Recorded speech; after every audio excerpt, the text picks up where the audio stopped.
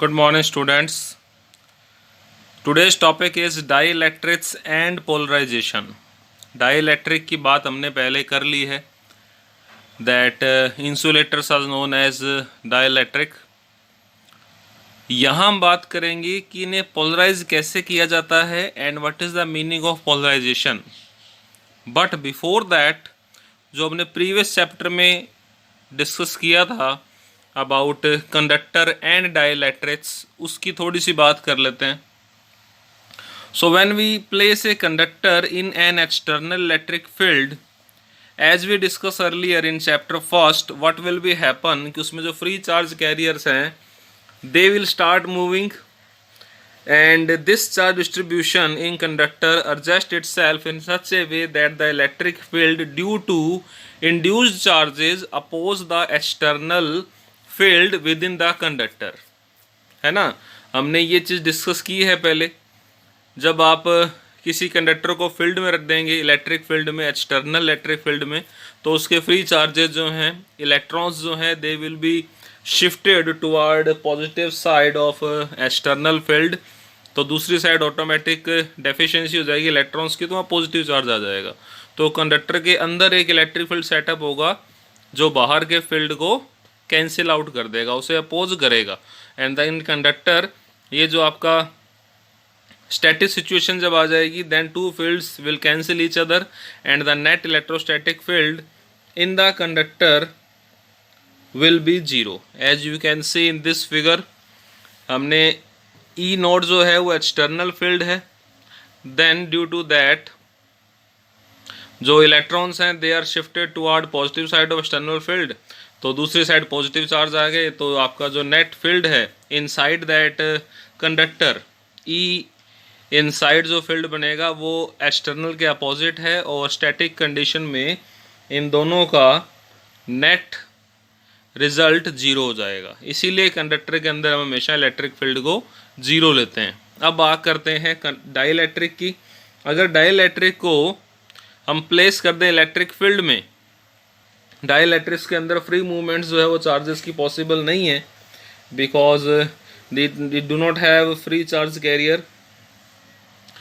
तो क्या होता है, जैसे ही आप डायपोल को रखते हैं एक्सटर्नल इलेक्ट्रिक फील्ड में, it induce dipole movement by stretching और reorienting molecules of the dielectric. जब उसे फील्ड में रखेंगे एक्सटर्नल फील्ड में, तो वो उसके मोलिक्यूल को स्ट्रेच करेगा या रीओरिएंट करेगा. उससे क्या होगा, उसके अंदर डायपोल मूवमेंट इंड्यूस हो जाएगा. ओके, ये जो डायपोल मूवमेंट इंड्यूस होगा, it will also oppose that applied external field. लेकिन यहाँ पर रीज़न दूसरा हो गया. कंडक्टर में फ्री चार्ज कैरियर थे, यहाँ पर एक्सटर्नल फील्ड जो है वो डायपोल मूवमेंट इंड्यूस कर देता है by stretching the molecules of dielectric substance. ये जो कलेक्टिव इफेक्ट है मॉलिक्यूल डायपोल मूवमेंट्स का, ये अपोज करेगा, लेकिन it's not completely cancel out the external field. Okay, तो उसे कम कर देगा. जो एक्सटर्नल फील्ड है उसके इफेक्ट को ये कम कर देगा. कंडक्टर में तो ये क्लियरली कैंसिल कर देता है, बट डाइलेक्ट्रिक में इट्स रेड्यूस दैट इफेक्ट. और ये कितना रेड्यूस करेगा, it's depend on the nature of the dielectric. तो यहाँ से हमें पता लगा कि हमें डाइलेक्ट्रिक सब्सटेंस के नेचर को समझना है. ओके, एंड डाइलेक्ट्रिक सब्सटेंस जो हैं they are divided into two part. लेकिन पहले हम डायग्राम समझ लेते हैं इसका, जैसे हमने कंडक्टर का देखा था.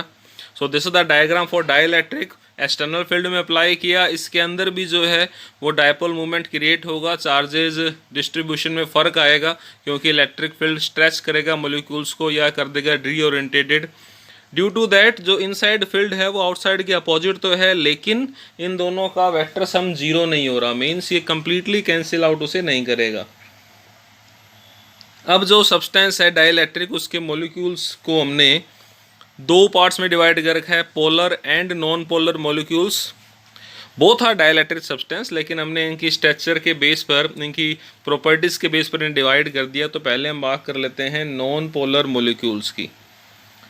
सो first I am giving example of non polar molecules are oxygen and hydrogen. In both substance, if you see the molecule of oxygen or hydrogen, such like that they have symmetrical shape, तो इनका जो positive charge centre है वो coincide करेगा negative charge centre पे। तो पहली जो प्रॉपर्टी है या हम कहें पहली जो स्टेटमेंट है नॉन पोलर मॉलिक्यूल की, that is the centres of positive and negative charges coincide in non polar molecules. Clear? क्योंकि centres of positive and negative charges coincide कर रहे हैं तो क्या इसमें डायपोल मूवमेंट होगा? द आंसर इज नो, क्योंकि दोनों सेंटर जो है पॉजिटिव नेगेटिव चार्जेस के सेंटर जो डिस्टेंस जीरो है तो डायपोल मूवमेंट भी जीरो होगा। That means these molecules then has no permanent dipole movement, so we can say their symmetry जो है शेप की, इसलिए नॉन पोलर मॉलिक्यूल्स में कोई भी डायपोल मूवमेंट नहीं होता। क्लियर? ये तो थे नॉन पोलर मॉलिक्यूल्स, हैं ये डाइइलेक्ट्रिक ही। अब एक तरह के और सब्सटेंस देख लेते हैं, डाइइलेक्ट्रिक हैं but their name is polar molecules, polar dielectric molecules, और इनके एग्जाम्पल जो हैं दीज आर HCl और H2O। As you can see in figure, HCl हो चाहे H2O हो, दोनों में पॉजिटिव चार्ज का सेंटर और नेगेटिव चार्ज का सेंटर कोइंसाइड नहीं करेगा। क्लियर? तो नेगेटिव चार्ज सेंटर से पॉजिटिव की तरफ उसमें परमानेंट डायपोल मूवमेंट होगा। So we can say in polar molecules, one of which the center of positive and negative charges are separated, even when there is no external field। देखो अगर external field लगा देंगे तो वो definitely अलग कर ही देगा, हमने पहले पढ़ा डाइइलेक्ट्रिक में। लेकिन in the absence of electric field भी इनमें नेगेटिव पॉजिटिव चार्ज सेंटर अलग अलग हैं। That means these molecules have permanent dipole movement। Okay तो ये डिफरेंस है पोलर और नॉन पोलर मॉलिक्यूल्स में। नॉन पोलर मॉलिक्यूल्स के अंदर इनिशियली डायपोल मूवमेंट नहीं होता क्योंकि उनके पॉजिटिव और नेगेटिव चार्ज के सेंटर कोइंसाइड करते हैं, पोलर मॉलिक्यूल्स में होता है। अब हम बात करते हैं कि जब आप पोलर और नॉन पोलर मॉलिक्यूल्स को एक्सटर्नल इलेक्ट्रिक फील्ड में रखेंगे तो क्या होगा। Clear? So when we put these in external field, पहले बात करते हैं नॉन पोलर मॉलिक्यूल्स की।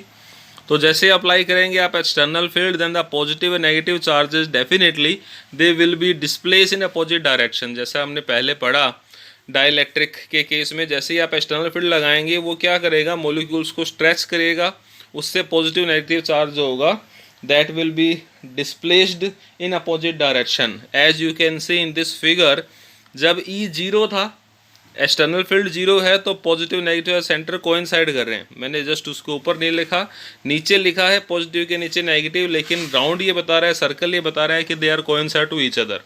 लेकिन जैसे आप अप्लाई करेंगे external field, then these centres will be separated due to external field in opposite direction. जिस तरफ पॉजिटिव चार्ज डिस्प्लेस हुआ है उस साइड में इलेक्ट्रिक फील्ड की नेगेटिव साइड होगी एक्सटर्नल की, and opposite also you can understand easily। got it? अब होगा क्या, जैसे ही आप फील्ड को हटा लेंगे, the displacement stops when the external force on these charges of the molecules, जब आपका फील्ड को हटाएंगे डिस्प्लेसमेंट स्टॉप हो जाएगा, then they will be coming again same position due to restoring force due to null field on the molecules। okay? फिर से थोड़ा सा ऐसे देख लेते हैं। तो जब आप एक्सटर्नल फील्ड को हटा लेंगे तो ये डिस्प्लेसमेंट जो है वो हट जाएगा, और उसमें क्या होगा, that of the molecules is balanced by the restoring force due to internal field in the molecules. Yes, ये डिस्प्लेसमेंट हटाते ही रुक जाएगा क्योंकि उनमें खुद में इंटरनल फील्ड सेटअप हो जाएगा। Due to that the non polar molecules develop an induced dipole movement. Clear? तो जो नॉन पोलर मॉलिक्यूल था, जब उसे इलेक्ट्रिक फील्ड में रखा तो उसमें क्या आ गया, इंड्यूस डायपोल मूवमेंट आ गया due to applied electric field. These dielectrics जो हैं जिनमें ये इंड्यूस डायपोल मूवमेंट हो गया, इट विल बी सेड कि हमने उन्हें क्या कर दिया, polarise. So the dielectric is said to be polarised by the external field. ये मतलब है पोलराइजेशन का। अगर नॉन पोलर मॉलिक्यूल को आप एक्सटर्नल इलेक्ट्रिक फील्ड में रखेंगे, देन उसमें एक डायपोल मूवमेंट इंड्यूस हो जाएगा। इनिशियली नहीं था लेकिन इलेक्ट्रिक फील्ड ने कर दिया, तो हम कह देंगे हमने से क्या कर दिया, पोलराइज कर दिया। Okay, I hope this topic is clear to all. यहाँ पे एक बात मैं और बता दूं that we are considering only simple situations when the induced dipole movement is in the direction of field and proportional to field strength. 12th standard में हम सिर्फ उन्हीं डायपोल की बात करेंगे, उन्हीं पोलराइजेशन मॉलिक्यूल्स की बात करेंगे, पोलराइज मॉलिक्यूल की बात करेंगे जिसमें इंड्यूस्ड डायपोल मूवमेंट जो है वो फील्ड की डायरेक्शन में ही है और उसकी स्ट्रेंथ फील्ड की स्ट्रेंथ के प्रोपोर्शनल है, उसका डायपोल मूवमेंट फील्ड स्ट्रेंथ के प्रोपोर्शनल है। क्लियर? जो रेस्ट ऑफ केसेस हैं, इसके अलावा भी कुछ एक केसेस हैं वो हायर क्लासेस में आएंगे। और इस तरह के सब्सटेंस जो हैं उनका एक नाम है, बहुत कम यूज़ है 12th में इसका, लेकिन क्योंकि आपकी टेक्स्ट बुक में दे रखा है तो आपको पता होना चाहिए। These kind of substance for which this assumption is true, जो हमने पहले बताई है, that substance are known as linear isotropic dielectrics. मैं सिर्फ आपको इस लाइन, इस वर्ड का मीनिंग बता रहा हूँ, कहीं आप पढ़ें तो उसका क्या मतलब है। Linear isotropic dielectrics are that dielectrics जिसमें डायपोल मूवमेंट जो है वो फील्ड की डायरेक्शन में होता है and it's proportional to field strength. Clear? इसकी डिटेल स्टडी आगे फ्यूचर में आप करेंगे। Okay, last statement about this, that the induced dipole moment of different molecules add up and giving a net dipole moment to the dielectric in the presence of external field। जितने भी dipole moments आपके अलग अलग molecules के बने हैं ये last में सब ऐड हो जाएंगे और एक net dipole moment क्रिएट हो जाएगा आपके नॉन पोलर सब्सटेंस में, उस डाइलेक्ट्रिक में, in the presence of electric field. Clear? अब बात करते हैं पोलर मोलिक्यूल्स की। जब आप पोलर मोलिक्यूल को फील्ड में रखेंगे तो क्या होगा? देखिए, dielectric with polar molecules also develop a net dipole movement in external field but for a different reason. इसमें भी डायपोल मूवमेंट इंड्यूस होगा लेकिन डिफरेंट मेथड से होगा। होता क्या है, जब आपने फील्ड नहीं लगाया तब उसमें डायपोल मूवमेंट है ना, किसमें? पोलर मॉलिक्यूल में, अभी पढ़ा हमने। लेकिन ये रैंडमली ओरिएंटेड है। Then due to thermal system, thermal energy, thermal vibration, we can say the total net dipole movement जो है वो पोलर मॉलिक्यूल्स का जीरो हो जाता है। In the absence of any external field the different permanent dipole movements are oriented randomly और after that इनका net dipole movement क्या हो जाएगा? Zero, as you can see in this figure. यहाँ देखिए एक्सटर्नल फील्ड जीरो है तो dipoles तो बने हुए हैं क्योंकि ये पोलर मॉलिक्यूल है, इसमें परमानेंट ही डायपोल होता है क्योंकि पॉजिटिव नेगेटिव चार्जेस सेपरेटेड हैं उनके सेंटर, लेकिन नेट डायपोल मूवमेंट जीरो है क्योंकि ये अलग अलग डायरेक्शन में अलाइंड है, अलग अलग डायरेक्शन में ओरिएंटेड है। जब आप इसे फील्ड अप्लाई करेंगे external field, then what will be happen, the individual dipole movement and to align with the field. सारे के सारे डायपोल्स जो हैं फील्ड की डायरेक्शन में अलाइन हो जाएंगे और सब के सब जुड़ जाएंगे, as you can see in this figure. यहाँ कंप्लीटली हमने नहीं दिखाया क्योंकि ऐसा जरूरी नहीं है सारे एक साथ ही अलाइन हो जाएं, but maximum they will be align the direction of external field. So इसमें अब क्या आ जाएगा? That is net dipole movement will be there in the direction of external field. तो हम कह देंगे डाइलेक्ट्रिक क्या हो गया? पोलराइज हो गया। So there will be a net dipole movement in the direction of external field and we can say that means the dielectric is polarized. Clear? अब ये जो पोलराइजेशन कर रहे हैं आपके पोलर और नॉन पोलर मॉलिक्यूल्स का, ये कितना इफेक्टिव होगा, कितना फैलेगा, it's depends on the relative strength of two mutually opposite factor. ये पोलराइजेशन जब किसी फील्ड पे अप्लाइंग एक्सटर्नल फील्ड, जब आप पोलर या नॉन पोलर सब्सटेंस को, डाइलेक्ट्रिक को पोलराइज कर रहे हैं तो ये कितना इफेक्टिव होगा, कितना फैलेगा, ये डिपेंड करता है दो फैक्टर्स पर। First is the dipole potential energy in the external field tending to align the dipole with the field. जो डायपोल की पोटेंशियल एनर्जी है जब उसे फील्ड में रखेंगे तो वो उसे कितना अलाइन कर रही है in the direction of the field, एक तो इस बात पे डिपेंड करता है। और देन दूसरा जो इसके अपोजिट होगा, हमने लिखा है टू म्यूचुअली अपोजिट फैक्टर, तो जब आप फील्ड में रखेंगे तो पोटेंशियल एनर्जी तो उसे अलाइन कर रही है, and second one the thermal energy which is tending to disturb that alignment. ठीक है, जो उसे डिस्टर्ब नहीं कहेंगे, जो उसे चेंज कर रही है, जो उसे खराब करना चाह रही है, उसे तोड़ना चाह रही है, है ना। तो देखो पोटेंशियल एनर्जी तो ट्राई कर रही है उस फील्ड में लाने का और थर्मल एनर्जी कर रही है उसे वहाँ से हटाने का, रैंडमली ओरिएंटेड करने का। तो इन दोनों फैक्टर पे डिपेंड करता है पोलराइजेशन जो है वो कितना इफेक्टिव होगा। Got it. अब ये जिसमें जो फैक्टर जितना इफेक्टिव होगा उतना ज़्यादा पोलराइजेशन उस सब्सटेंस पे आएगा। Next statement, in either case whether the polar or non-polar a dielectric develop a net dipole moment in the presence of external field। ये बात सही है कि net dipole moment तो उसमें आएगा, हाँ उसकी वैल्यू कम ज़्यादा होती है, depend on the factors we have discuss in last slide. अब यहाँ पर एक और डेफिनेशन आ गई पोलराइजेशन के बारे में। पोलराइजेशन एक फिजिकल क्वांटिटी है and it is denote by the dipole movement per unit volume. ये नेट डायपोल मूवमेंट की बात कर रहा है, तो net dipole movement per unit volume is known as polarization and denote by capital P।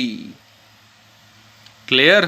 फिर से पोलराइजेशन एक फिजिकल क्वांटिटी है, डिनोट बाय कैपिटल P, और ये नेट डायपोल मूवमेंट है पर यूनिट वॉल्यूम। वॉल्यूम किसका? उस डाइलेक्ट्रिक सब्सटेंस का। And for linear isotropic dielectrics it is proportional to external field, जैसा कि हमने पहले डिस्कस किया। तो इन प्रोपोर्शनल होगा, then I am writing that formula that P is equal to, there is a constant and E is the strength of applied electric field. P भी vector है और E भी वेक्टर है। एंड व्हाट अबाउट H, ये जो है it's not H, आपको दिखने में H लग रहा होगा, it is a Greek word that is काई। यस, इसे बोलते हैं काई। देखिए S जैसे ही है ये काई ई का मतलब हमने यहाँ लिया फॉर इलेक्ट्रिक फील्ड। सो ये जो काई है what is that, this is a constant characteristic of dielectric and known as the electric susceptibility of the dielectric medium. Magnetic field में भी काई आएगा जिसका बहुत रोल है। इलेक्ट्रिक फील्ड में जिस काई की बात की हमने that is electric susceptibility of dielectric medium. इसका अभी इतना यूज नहीं है 12th में, but in future you will definitely discuss about that. तो ये आपका टॉपिक था पोलराइजेशन। थोड़ा सा लेंथी टॉपिक था, थियोरेटिकल टॉपिक था। ये जो काई है और पोलराइजेशन है इसकी डिटेल स्टडी फ्यूचर में है। 12th में अगर आपसे क्वेश्चन पूछेंगे तो इसका फॉर्मूला पूछ सकते हैं, काई के बारे में पूछ सकते हैं भी काई क्या होता है। डाइलेक्ट्रिक मीडियम जो है, डाइलेक्ट्रिक सब्सटेंस जो है उसका एक कांस्टेंट पैरामीटर है। And polarisation is net dipole movement, either it is polar non polar doesn't matter, but polarization is a net dipole moment per unit volume of that dielectric substance। और linear isotropic dielectrics वही होते हैं जिसमें ये field की strength के proportional होता है। तो आई hope this topic is clear. और अगर आपके कोई डाउट हैं तो आप कमेंट सेक्शन में पूछ सकते हैं, मैं आपका सॉल्यूशंस ऑन द स्पॉट ही कर दूंगा। मैं ट्राई करता हूँ कि ज़्यादा टाइम तक बच्चों से कनेक्ट में रहूँ। Okay, thank you.